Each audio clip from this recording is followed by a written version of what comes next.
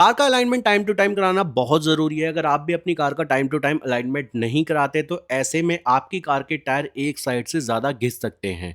तो एक साइड से ज़्यादा टायर ना घिसें, इसलिए आपको अपनी कार का टाइम टू टाइम अलाइनमेंट कराना चाहिए और इसके साथ ही अलाइनमेंट कराते हुए भी कुछ बातों का ध्यान रखना चाहिए। जब भी आप अपनी कार में अलाइनमेंट करा रहे हो तो भाई सबसे पहले तो देख लेना आप आफ्टर मार्केट करा रहे हो या फिर शोरूम से यानी कि सर्विस सेंटर से ही करा रहे हो। अगर आप किसी भी ऑथराइज़ सर्विस सेंटर से करा रहे हो तब तो ठीक है, लेकिन अगर आप आफ्टर मार्केट किसी भी टायर शॉप से अलाइनमेंट कराने जा रहे हो तो ऐसे में उनसे पूछ लेना कि भाई उनकी जो मशीन्स हैं वो प्रॉपर काम कर रही हैं या फिर नहीं। और अगर प्रॉपर नहीं काम कर रही हैं तब भी वो कह देते हैं कि हाँ प्रॉपर काम कर रही है, तो आपको पता लग ही जाएगा। लेकिन भाई आगे इस वीडियो में मैं आपको बताता हूँ कि एक्चुअल में कैसे पता लगता है कि सही अलाइनमेंट है या फिर नहीं है।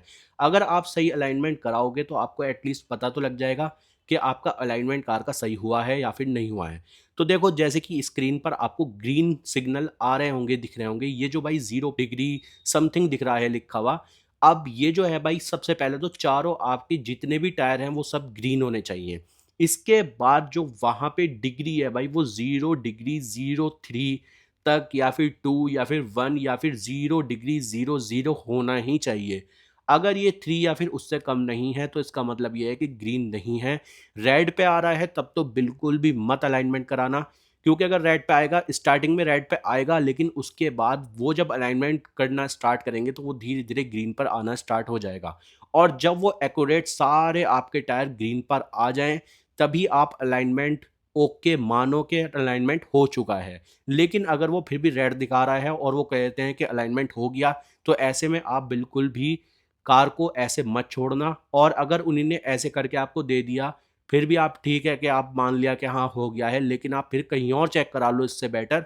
अगर आपके 200-400 रुपए ज़्यादा लग जाएँ तो कोई बात नहीं है भाई, लेकिन अलाइनमेंट से रिलेटेड कोई भी आपको अगर इश्यू आता है तो ज़्यादा प्रॉब्लम में आ सकते हो और आपका 10-12 हज़ार का जो टायर है वो एक टायर भाई आपको 4,000 का पड़ेगा या फिर 8,000 का पड़ेगा, 6,000 का, वो डिपेंड करता है भाई कौन से क्वालिटी के आप टायर डलवाते हो। तो वो टायर आपका 200-400 के चक्कर में घिस सकता है।